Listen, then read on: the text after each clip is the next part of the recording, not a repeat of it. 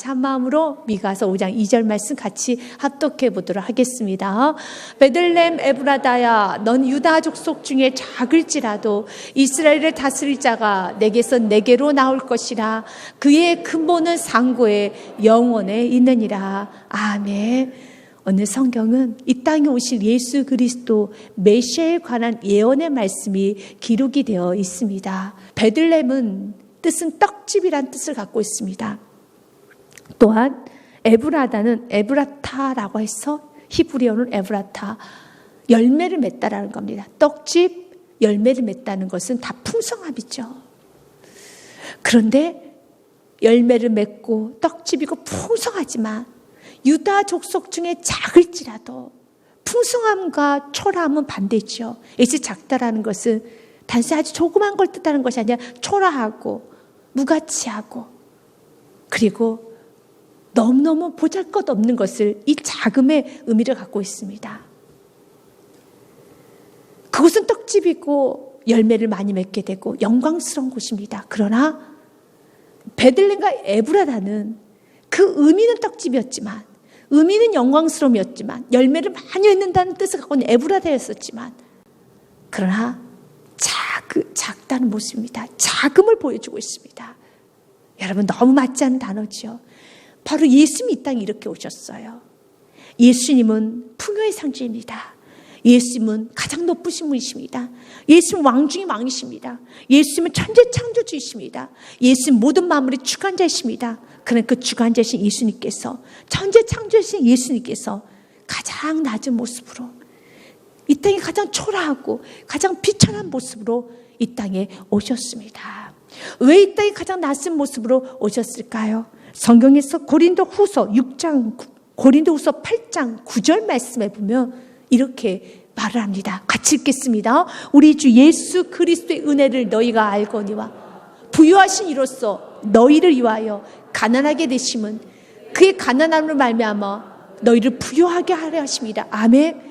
예수님께서는 풍요지만 이렇게 작고 초라한 인간의 모습으로, 아기의 모습으로 육신을 갖고 이 땅에 오신 이유는 한 가지입니다. 우리를 부유하게 하기 위하여서.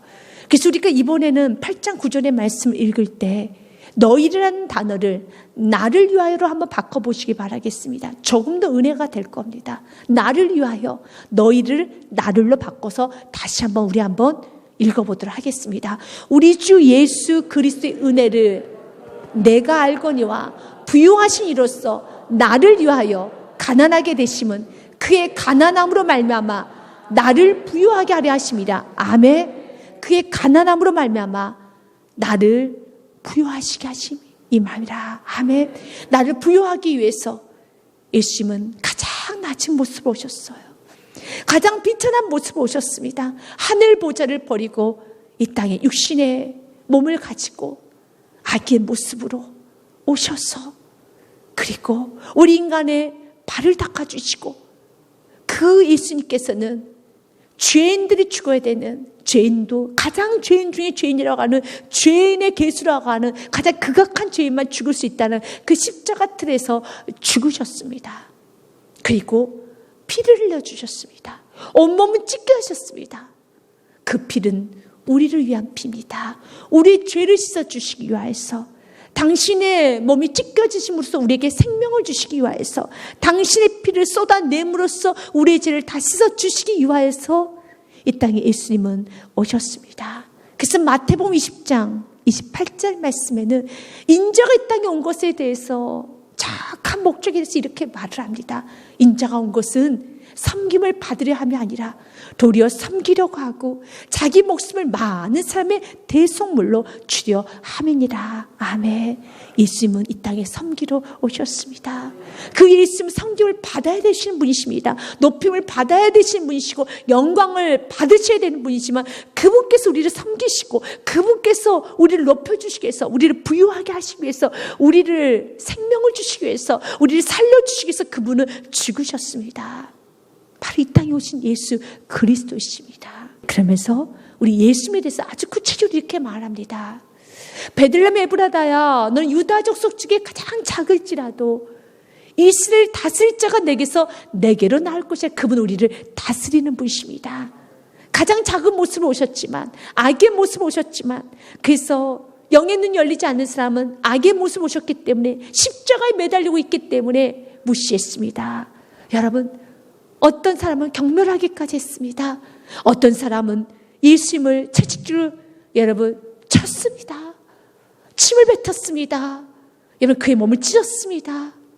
그러나 그분은 우리 창조주시고, 그분은 우리를 다스리는 분이시고, 그는, 그의 근본은 상고에서 영원에 있느니라. 그의 존재는 상고 시작점이, 우리가 지금 우리는 시간이라는 것은, 우리가 느끼는 것은 여러분 처음과 끝이 있죠. 그러나 그분은 처음에서가 없는, 그냥 그분 자체가 시작이 되는 거예요. 그분 스스로 계신 분이기 때문에 그는, 그의 근본은 상고에 있고 존재 전에 있는 겁니다. 시간 전에 계신 분이 우리 예수님이세요. 그리고 영원에 있으십니다. 그분이 우리 예수님이시라는 겁니다. 그래서 조금 더 쉬운 새 번역에는 이렇게 번역이 되어 있습니다. 그러나 너 베들레헴 에브라다야, 넌 유다 여러 족속 가운데서 작은 족속이지만 이스라엘을 다스릴 자가 내게서 내게로 나올 것이라. 그의 기호는 아득한 옛날 태초에까지 거슬러 올라간다. 그렇습니다. 그는 우리가 생각하는 그 시작이라는 것이 없는 게, 그분이 시작점이에요. 그분 태초. 그분은 모든 것의 시작점이신 겁니다. 그래서 성경 요한계시록 22장의 말씀과 요한계시록 1장 8절 말씀에 보면 이렇게 말합니다. 나는 알파고 오메가요. 그 뜻은, 알파라는 뜻은 처음이라는 겁니다. 그분이 마지막에, 그분이 엔딩을 치면 엔딩인 겁니다. 그분은 처음이시고요, 시작과 마침이라. 요한계시록 1장 8절 말씀 같이 읽겠습니다. 주 하나님 이르시되 나는 알파와 오메가라. 이제도 있고 전에도 있었고 장차 올 자요 전능한 자라 하시더라. 아멘. 우리 예수님은 시간 안에 구속하고 속할 수 있는 부분이 아닙니다. 예수님은 지금도 있습니다. 그는 전에도 있으셨고요, 장차도 오시는, 미래와 과거가 여러분 그분 안에 다 있습니다.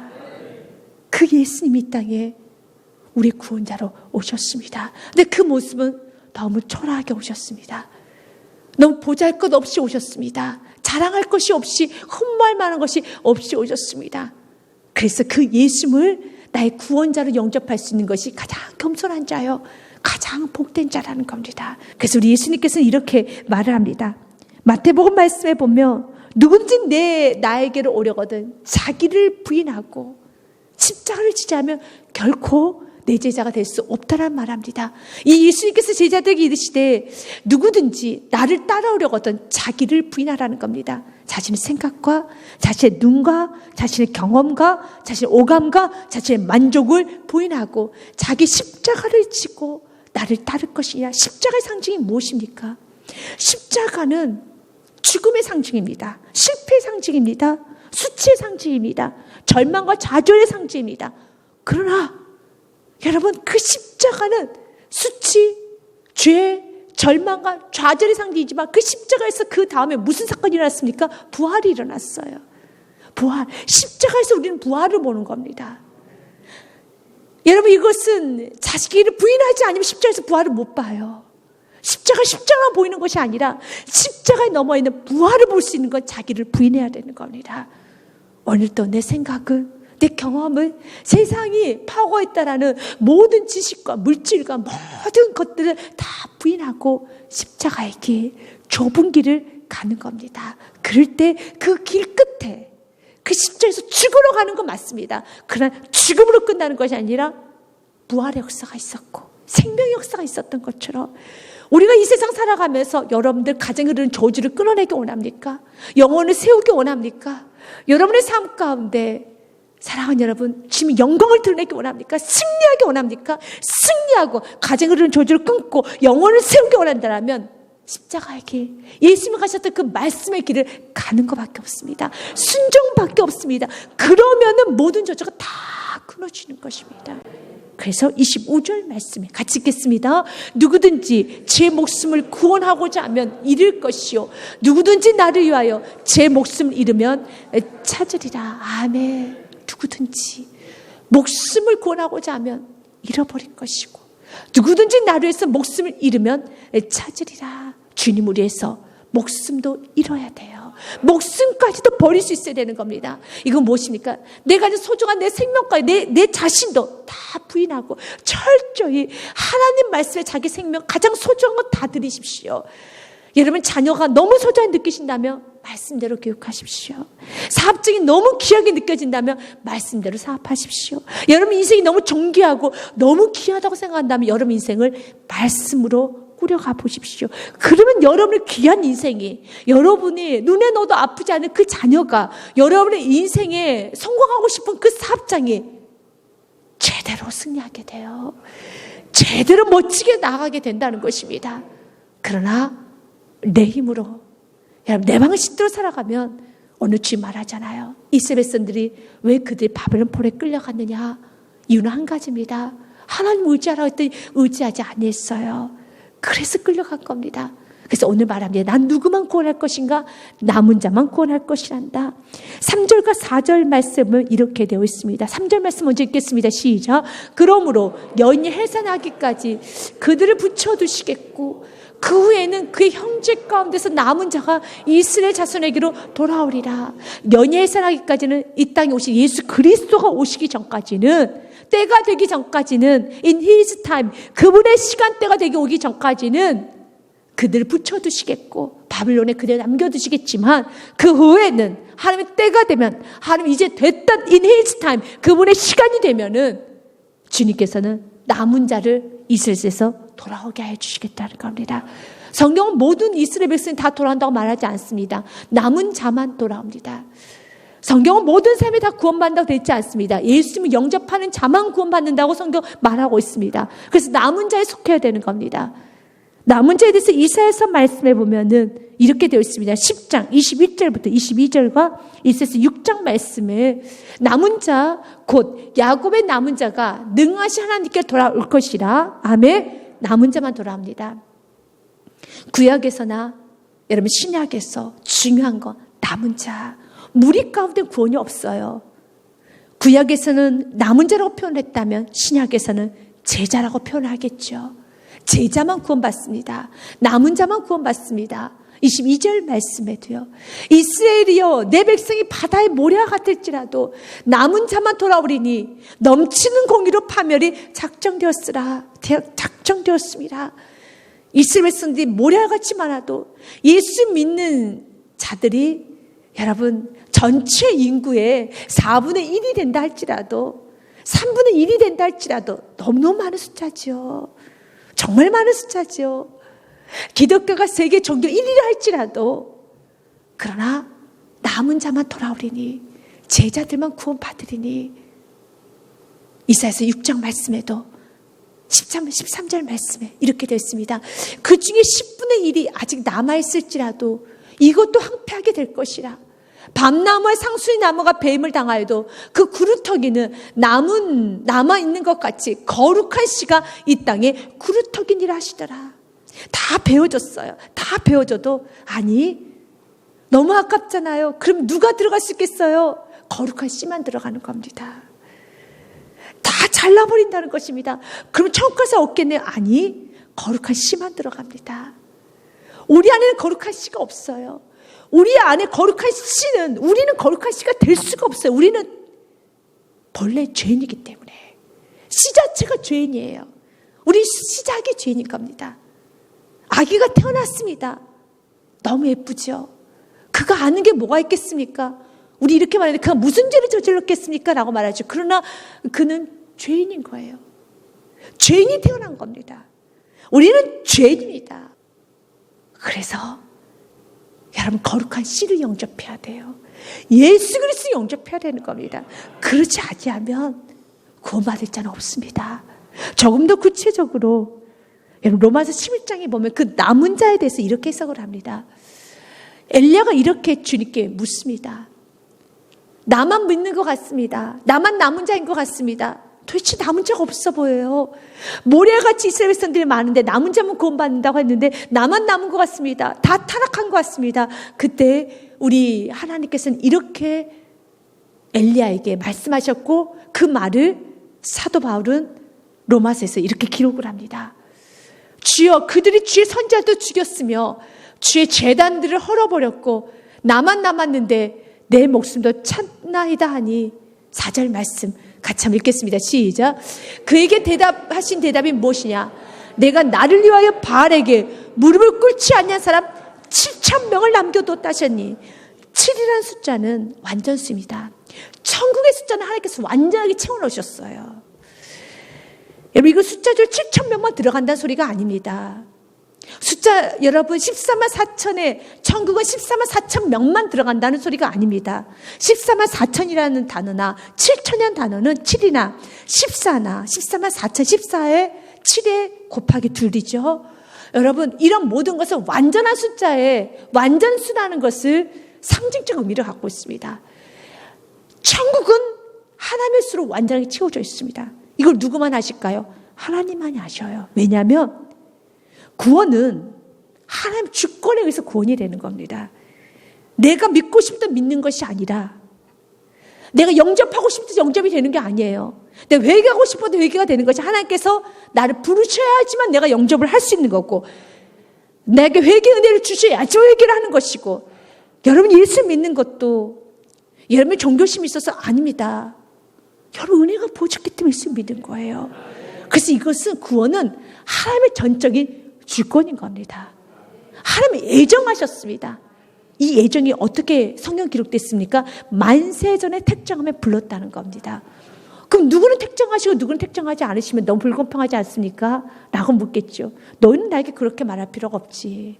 그건 아버지 선택인 겁니다. 그래서 구원받은 자는, 사랑하는 여러분, 우리는 뭘 자랑합니까? 은혜라고 말하는 거예요. 오늘 7,000명이 남았다고 합니다. 그러나 그 7,000명도 내가 하나님 열심히 붙들었던 게 아니지. 엘리야, 너가 끝까지 정말 하나님의 숫자인 그 완전한 숫자 안에, 하나님 안에 버티고 있었던 건 너의 노력이 아니었었지. 7,000명은 그들 스스로 노력해서 그 자리에 있었던 것이 아니었었지. 우리가 구원받은 것은 나의 노력이 아니었었지. 그냥 하나님의 주권인 것처럼요. 그냥 하나님 선택하여 주신 겁니다. 그것이 무엇이었습니까? 은혜였다는 겁니다. 그래서 5절 말씀에 같이 읽겠습니다. 시작. 그런즉 이와 같이 지금도 은혜로 택하심을 따라 남은 자가 있느니라. 아멘. 남은 자만 구원받습니다. 남은 자만 돌아옵니다. 이스라엘이 바다 모래같이 숫자가 많을지라도 남은 자만 구원받을 수 있단다. 그런데 그 남은 자는 여러분 어떤 자입니까? 첫 번째로 바알 앞에 무릎 꿇지 아니한 자가 남은 자예요. 우리가 4절 말씀 한 번 더 좀 보고 5절로 가겠습니다. 남은 자가 어떤 자였습니까? 바알에게 무릎 꿇지 아니한 사람. 바알의 상징은 세상입니다. 세상 물질 앞에, 환경 앞에, 권력 앞에, 세상 모든 경험 앞에 무릎 꿇지 아니한 자, 어떤 상황에서 무릎 꿇지 아니하고 예배하는 자, 어떤 상황에서 가고 다음 단계 나아가는 자, 그 자만이 여러분 남은 자예요. 환경이 힘들다 해서 여러분 환경과 타협하고 여러분 세상에 치우치고 그러는 것이 아니라 끝까지 붙들고 있는 자, 무릎 꿇지 아니하는 자.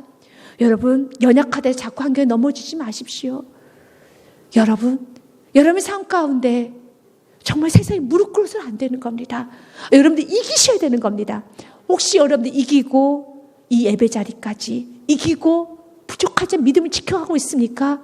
그것은 여러분 힘이 아니셨습니다. 여러분 공로가 아니었습니다. 무엇이라고 성경 말하고 있습니까? 내가 이렇게 믿음을 지킬 수 있었던 것을, 내가 이렇게 예배 자리를 지킬 수 있었던 것을, 내가 이렇게 신앙생활 할 수 있었던 것은 무엇이었다고 성경 말하고 있습니까? 그것은 은혜였다라는 겁니다. 그래서 5절 말씀에 그런즉 이와 같이 지금도 은혜로 택하심을 따라 남은 자가 있느니라. 남은 자만 돌아올 수 있는데, 예수님 남은 자만 구원하시는데 그 남은 자는 은혜로 남게 되었다는 겁니다. 은혜로 구원받은 겁니다. 은혜로 남아있는 것입니다. 이걸 잊어버려서는 안 되는 것입니다. 오늘 성경 우리에게 말합니다. 때가 되면은 이젠 구원자가 나타나서 그들 돌아가게 할 것인데 그 형제 가운데서 남은 자가 이스라엘 자손에게 돌아오리니, 남은 자만 돌아올 수 있습니다. 그 돌아오는 것은 아버지의 은혜입니다. 4절 말씀에 주께서 이렇게 약속합니다. 같이 읽겠습니다. 그가 여호와의 능력과 그의 하나님 여호와의 이름의 위엄을 의지하고 서서 목축하니 그들이 거주할 것이라. 이제 그가 창대하여 땅끝까지 미치리라. 아멘. 여러분의 삶이 창대되기 원합니까? 여러분의 삶이 열림의 역사를 경험하기 원합니까? 여러분의 인생이 창대함을 보기 원합니까? 아브라함의 축복을 받기 원합니까? 신명기 28절 축복을 받기 원합니까? 여러분, 예수님 안에 거주하십시오. 예수님을 의지하십시오. 그분을 목자 삼고 뒤를 따라가시길 바라겠습니다. 그가 여호와의 능력과 그의 하나님 여호와의 이름의 위엄을 의지하고 이 땅에 오신 메시아 예수 그리스도를 말합니다. 첫 번째 4절 말씀을 통해서 참 여러 가지 은혜를 나눌 수 있지만 첫 번째로 먼저 봐야 될 것은 예수님의 겸손함을 봐야 되는 겁니다. 예수님 자체가 알파 오메가십니다. 그는 근본 상고십니다. 여러분, 그분 자체가 처음이시고 시작점이시고 존재 자체가 모든 것의 시작이십니다. 그러나 그분은 창조주시고 모든 걸 다스리시는 분이시지만 그분은 이렇게 말씀합니다. 나는 여호와의 능력과 그의 하나님 여호와의 이름의 위엄을 의지한다고요. 이 땅에 오셨던 예수님은 자신의 뜻을 펼치지 않으셨습니다. 이 땅에 오신 예수님은 하나님 의지해서 내 뜻대로 마옵시고 아버지 뜻대로 되기를 원하나이다. 우리가 배워야 될 겸손이라는 겁니다. 예수님은 하나님이시지만, 예수님은 완전하시지만, 예수님 이 땅에서 철저히 자기 위치를 알고 자신의 신분을 알고 나의 원대로 마음씨고 아버지의 뜻대로 되기를 원합니다 라고 고백했던 것처럼 우리도 우리 신분을 알아야 되는 겁니다. 우리 신분이 무엇입니까? 피조물입니다. 자녀입니다. 예배자입니다. 성도입니다. 가르치는 자가 아니라 가르침 받는 자입니다. 말하는 자가 아니고 듣는 자입니다. 여러분, 다스리는 자가 아니라 순종하는 자입니다. 주장하는 자가 아니라 받아들여야 되는 자입니다. 우리가 선포하는 자가 아니라 우리는 아멘해야 되는 자입니다. 사랑하는 여러분, 이게 우리의 위치예요. 우리 예수님께서 귀하게 하셨던 우리 아름다운 모습, 마태복음 26장 39절과 요한복음 5장 30절 말씀 보겠습니다. 마태복음 26장 39절에 조금 나가서 얼굴 땅에 대시고 엎드려 기도하여 이르시되 내 아버지 만일 할만하시거든 이 자를 내게서 지나가게 하옵소서. 그러나 나의 원대로 마옵시고 아버지 원대로 하옵소서 하시고. 아멘. 나의 원대로 마옵시고. 우리 예수님은 하나님의 능력을 의지하셨어. 그분의 인도함을 받으시면서 사역을 하셨습니다. 요한복음 5장 30절 말씀도 같이 읽겠습니다. 내가 아무것도 스스로할 수 없노라. 듣는 대로 심판하노니 난 나의 뜻대로 하려 하지 않고 나를 보내신 이의 뜻대로 하려 함으로 내 심판은 의로우니라. 아멘. 꼭 기억하십시오. 이것이 겸손이에요. 예수님은 곧 하나님이시지만 나는 스스로할 수 없노라. 근데 우리는 여러분 능력도 없으면서 우리는 실력도 없으면서 자꾸 나는 스스로 할 수 있다고 우리는 의지하지 못하는 삶을 살아갑니다. 그래서 인간을 교만하다고 하는 겁니다. 우리가 예수님의 겸손을 배우면서 예수님은 스스로 이렇게 말합니다. 내가 아무것도 스스로 할 수 없노라. 듣는 대로 심판하노니 나는 나의 뜻대로 하려 하지 않고 나를 보내시의 뜻대로 하려 함으로 내 심판은 의로우니라. 아멘. 예수님이 자신의 의로움을 뭐로 증명하느냐면 하나님의 뜻대로 순종하는 것으로 자신의 의로움을 증명했어요. 여러분의 삶을 의롭게 원합니까? 여러분의 삶을 실력 있게 원합니까? 여러분의 삶에 아름다운 향기가 나기 원합니까? 여러분 뜻대로 하려고 하지 마십시오. 여러분 스스로 하려고 하지 마십시오. 여러분 스스로 하고 여러분 뜻대로 하면은 의롭지 않습니다. 굉장히 잘한 것 같지만 먼지가 많이 납니다. 그림자가 많습니다. 그래서 때로는 주님께서 너의 뜻대로 너의 힘으로 하는 것이 얼마나 연약하고 보잘것 없는 것인 걸 좀 알려주기 위해서 실패를 좀 경험하게 하기도 하고 자녀를 통해서 좀 보여주기도 하고 여러 가지 삶의 고난을 통해서 보여주기도 하는 겁니다. 그러면 이제는 깨달아야 돼요. 하나님, 나는 아무것도 스스로 할 수 없습니다. 듣는 대로 심판하노니. 우리도 듣는 게 있죠. 무엇입니까? 우리는 아무것도 할 수 없습니다. 나는 말씀에 듣는 대로 순종만 하겠사오니 나의 뜻대로 하려 하지 않고 나를 보내신 이의 뜻대로 오직 주님의 말씀에 순종하여서 하려 함으로 내 심판은 내 삶은 의로우니라. 우리 삶이 의로워질 수 있는 것은 나의 뜻이 아닌 하나님의 뜻대로 나아갈 때 내 삶은 의로워지는 겁니다. 성경 우리에게 이렇게 말합니다.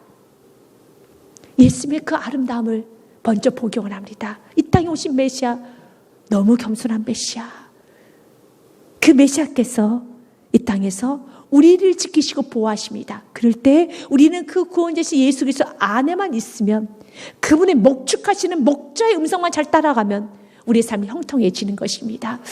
그가 여호와의 능력과 그의 하나님 여호와의 이름의 위엄을 의지하고 서서 목축하니 우리 예수님은 우리의 목자십니다. 양의 문이 되어주십니다.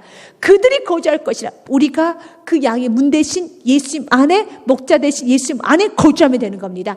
이제 그가 창대하여 땅끝까지 미치리라. 아멘. 우리 예수의 영향력은 창대까지 가는 겁니다. 그러면 예수님 안에 있는 나의 영향력도 창대까지 가는 겁니다. 요한복음 10장 말씀에 보면 이렇게 되어 있어요. 그러므로 예수께서 다시 이르시되 내가 진실로 전실로 너에게 말하노니 나는 양의 문이라. 아멘. 예수만 양의 문이세요. 그래서 8절 말씀 같이 제가 읽고 9절 말씀을 여러분들이 같이 읽도록 하겠습니다. 8절 말씀 제가 읽겠습니다. 나보다 먼저 온 자는 다 절도요 강도니 양들이 듣지 아니하였느니라. 9절 말씀 같이 읽겠습니다.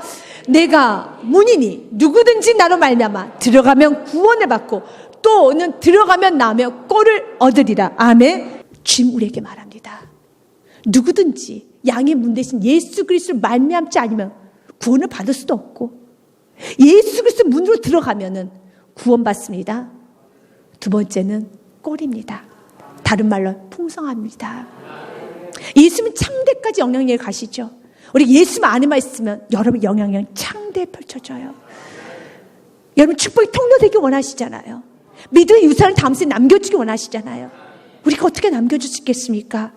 못 남겨주죠. 그러나 우리가 예수님 안에 거하면은, 우리 예수님은 창대하시기 때문에 내가 예수님 안에 거할 때, 예수님 안에서 우리가 그분의 목자의 음성을 잘 듣고 그분의 말씀 순종하며 나아갈 때, 그분 안에 있을 때 오늘 말씀 그대로 풍성하게 창대케 된 역사가 일어나는 것입니다. 예수님 우리에게 말합니다. 난 너의 목자란다. 내 안에 거하여라. 주님 안에 거하십시오. 세상 의지하지 마십시오. 주님 안에 거하십시오. 가장 안전한 것은 주님 안에 거하는 것입니다. 시편의 말씀 20편 7절과 8절 말씀에 이렇게 됐습니다. 어떤 사람은 병거를, 어떤 사람은 말을 의지하나 우리는 여호와 우리 하나님의 이름을 자랑하리로다. 8절 말씀은 같이 읽겠습니다. 그들은 비틀거리며 엎드려지고 우리는 일어나 바로 서도다. 아멘. 어떤 사람은 병거를, 어떤 사람은 말을 의지하나. 그럼 우리 목자 되신 예수 그리스도를 의지합시다. 그들을 비틀거리며 엎드려지거나 우리는 일어나 바로 서도다. 오늘 우리 주님께서는 약속합니다. 내가 서서 목축하여 그들이 거주할 것이다. 우리가 거주해야 될 것은 메시아이신 예수 그리스도 안에 거주하고 이제 그가 창대하여 땅끝까지 미치리라 하면서 5절과 6절 말씀에 보면 이 사람은 평강이 될 것이다. 이제 우리 메시아입니다. 메시아는 평강이십니다. 또한 그 메시아 안에 구원자이신 예수 그리스도 안에 있는 저와 여러분도 평강이 됩니다. 아수르 사람이 우리 땅에 들어와서 우리 궁들을 밟을 때는 우리가 7 목자 8 군왕에 일으켜 그를 치리니, 7 목자, 7의 숫자는 완전수라고 그랬었죠. 7 목자 7보다 플러스 되면 더 완전수자 되겠죠. 결론은 주께서 다 치시겠다는 겁니다. 예수님 안에 거하면, 예수님의 그 우리 안에 있는 자는 평강을 주시고요. 주님께서 하나하나 여러분 우리 안에, 우리 주위에 있는 많은 방해 세력들 있죠. 가난, 질병, 우울, 게으름, 여러분 시기, 질투, 모두 세상적인 것, 정욕적인 것들, 모든 것들, 다 치고 싶은 것들, 우리에게 다 밟아주십니다. 다 밟아주십니다. 그래서 여러분들이 삶이 어려울 때, 삶이 답답할 때, 앞뒤가 3일 막혔다 생각할 때 정말 여러분 어디로 와야 되겠습니까? 구원자이신 예수 그리스도께 달려가야죠. 예배자를 뛰어와야 되는 겁니다. 기도해야 되는 겁니다. 찬송해야 되는 겁니다. 찬송할 수 없는 상황에 더 찬양하십시오. 기도할 수 없는 상황에 더 기도하십시오. 예배할 수 없는 상황에 더 예배하십시오. 이것이 맞습니다. 여러분, 우리 주님께서는 당신을 사랑하고 당신만 의지하는 자, 오직 예수 그리스도 구원자인 줄 알고 그분을 꼭 붙들고 살아가는 자, 주님께서 가장 좋은 길로 의의 길로 인도하시면 믿으시길 바라겠습니다. 다윗과 같은 여러분, 하나님의 사람은 이렇게 고백합니다. 시편 23편 1절부터 3절 말씀에 이렇게 고백을 합니다. 여호와가 나의 목자시니 내가 부족함이 없으려다. 우리 2절 같이 읽습니다. 시작. 그가 나를 푸른 풀밭에 누이시며 쉴 만한 물가로 인도하신도다. 3절도 같이 읽겠습니다. 내 영혼을 소생시키시고 자기 이름 위하여 의의 길로 인도하신도다. 아멘. 우리 주님은 우리의 목자십니다. 우린 양이기 때문에 그분 안에 거하십시오. 그분 안에서 누리십시오. 그분 안에서 더 의지하면서 주께 도움을 구하시길 바라겠습니다.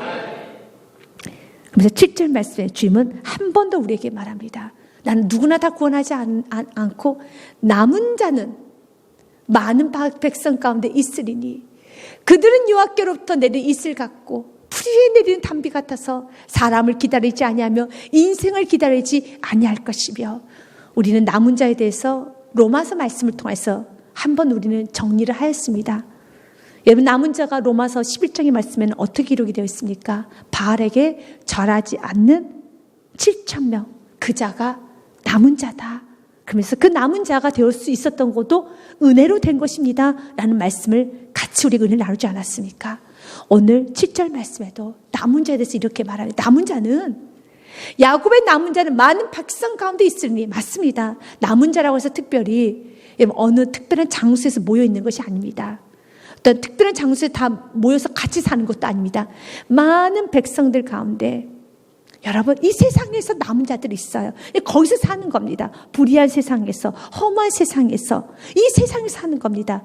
그래서 남은 자가 모이는 장소 같은 것은 없어요. 구원을 받을 수 있는 장소는 없습니다. 구원을 받을 수 있는 어떤 특별한 장소, 단체가 있는 것이 아닙니다. 남은 자는 세상에 있습니다. 남은 자, 세상 많은 백성 가운데 있으리니 그랬잖아요. 있습니다. 각자 하나님께서 내게 주신 귀한 교회, 귀한 가정, 귀한 사업장, 일터, 내게 주신 귀한 시간 아래서 그곳에서 예배하는 것이고 충성스럽게 사는 겁니다. 특별히 어떤 장소로 가는 것이 아닙니다. 성경 말합니다. 야곱의 남은 자는 많은 백성 가운데 있습니다. 그런데 그 남은 자의 특징이, 그들은, 남은 자는 여호와께로부터 내린 이슬 같고, 믿으십니까? 아멘. 첫 번째로 그들은 이슬 같다는 겁니다. 누구로부터 왔습니까? 여호와께로부터 내린 이슬 같고 풀 위에 내린 단비 같아서, 남은 자의 특징이죠. 사람을 기다리지 아니하며 사람 의지하지 않는다는 겁니다. 발 앞에 무릎 꿇지 않는다는 겁니다. 사람을 기다리지 아니하며 인생을 기다리지 아니할 것이며, 아멘. 인생을 기다리, 사람 의지하지 않는다는 겁니다. 세상 의지하지 않는다는 겁니다. 환경 의지하지 않는다는 겁니다.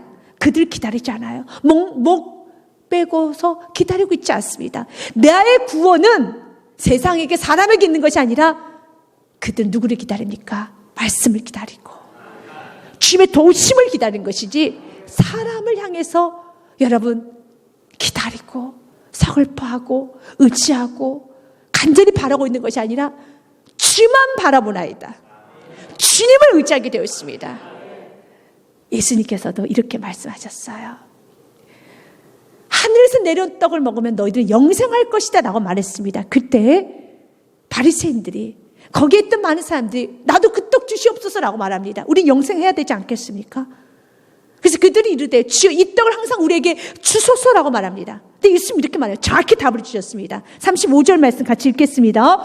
예수님께서 이르시되 나는 생명의 떡이니 내게 오는 자는 결코 줄이지 아니할 터이요 나를 믿는 자는 영원히 목마르지 아니하리라. 아멘. 누가 생명의 떡입니까? 예수 그리스도입니다. 누구에게 가면 결코 줄이지 않습니까? 예수 그리스도에 가면 결코 줄이지 않습니다. 사람을 기다리지 마시고, 남은 자의 특징, 그들은 사람과 인생을 기다리지 않는다고 했잖아요. 사람을 기다리는 것이 아니라 예수님을, 말씀을 사모하고 기다리는 것입니다. 6장 47절과 48절에도 한 번 언급합니다. 같이 읽겠습니다. 시작. 진실로 진실로 너희에게 이르노니 믿는 자는 영생을 가졌나니. 아멘. 믿는 자가 영생을 갖습니다. 48절에 정확하게 언급합니다. 같이 읽겠어요. 시작. 내가 곧 생명의 떡이라. 예수님 내가 누구입니까? 예수 그리스도가 곧 생명의 떡이라. 아멘. 그러면 우리가 문제가 있을 때 여러분 무리 속에 들어있는 자는 사람을 찾아다녀요. 그러나 남은 자는 문제가 있을 때 뭐 하겠습니까? 예수님께 기도를 합니다. 인도함을 받으려고 합니다. 귀를 더 말씀에 귀를 기울입니다. 이게 남은 자예요. 생명의 떡은 예수님께로부터 오기 때문에 가정에 아픔이 있으신 분 예수님을 더 사모하십시오. 우리 가정에 너무 배고파서 서로 싸움이 많습니다. 우리 가정에 너무 상처가 많아서 시기 질투가 많습니다. 왜 내 자녀들이 이렇게 서로 우애가 좋지 않고 서로 이렇게 싸운지 모르겠습니다. 그들 상처가 많아서 그러네요. 주님, 주님께 생명의 떡이신 주님께서 좀 그들을 먹여주시옵소서.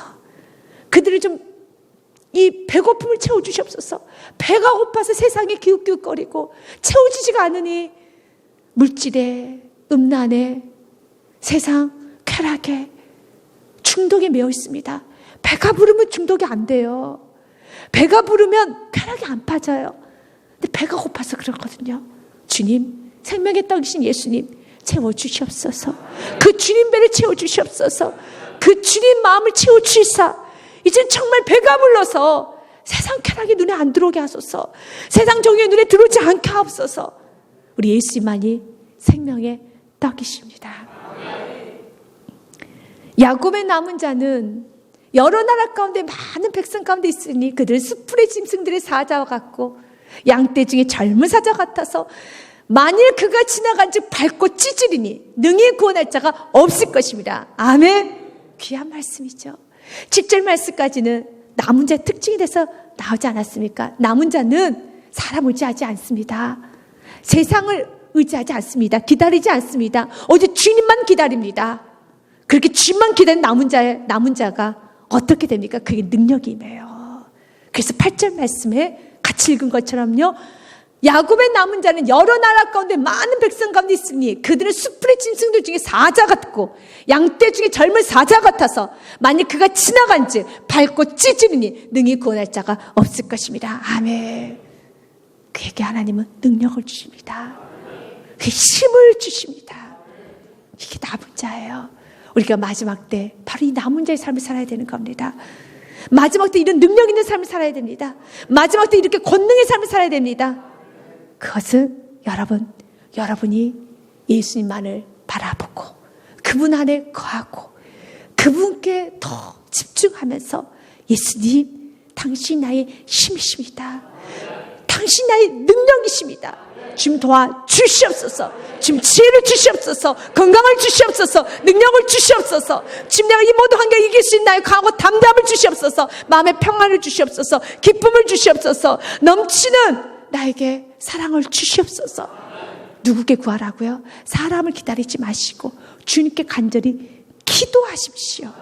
9절 말씀 읽겠습니다. 내 손이 내 대적들 위해서 들려서 내 모든 원수를 진멸하기를 바라노라. 아멘. 우리 예수님은 여러분의 손을 통하여서 대적들이 진멸되기 원합니다. 여러분의 가정을 통하여서 모두 어둠의 세력이 물러가기 원하며 여러분의 가족을 중심으로 해서 여러분의 부부를 중심으로 해서 또 여러분의 자녀를 중심으로 해서 많은 영향력, 구원의 영향력을 끼쳐주기 원하며 믿음의 영향력을 끼쳐주기 원하며 하나님의 영광이 많이 드러나길 원하고 있습니다. 그 주인공은 누구만이 될 수 있다고요? 남은 자만이 될 수 있습니다. 그 남은 자가 어떤 자입니까? 사람을 바라보지 아니하고 예수만을 기다리면서 그분의 말씀 안에 거하고 집중하며 나아가는 자, 그저에게 하나님 그 능력을 부어 주십니다. 이사야서 26장 3절과 4절 말씀을 우리 같이 읽고 오늘 말씀을 마무리하고자 합니다. 이사야서 26장 3절 말씀 같이 읽겠습니다. 주께서 심지가 견고한 자를 평강하도록 지키시리라. 이는 그가 주를 신뢰함이니이다. 아멘. 4절 말씀 같이 읽겠습니다. 시작. 너희는 여호와를 영원히 신뢰하라. 주 여호와는 영원한 반석이심이로다. 아멘. 주 여호와를 영원히 신뢰하라. 주님만을 신뢰하십시오.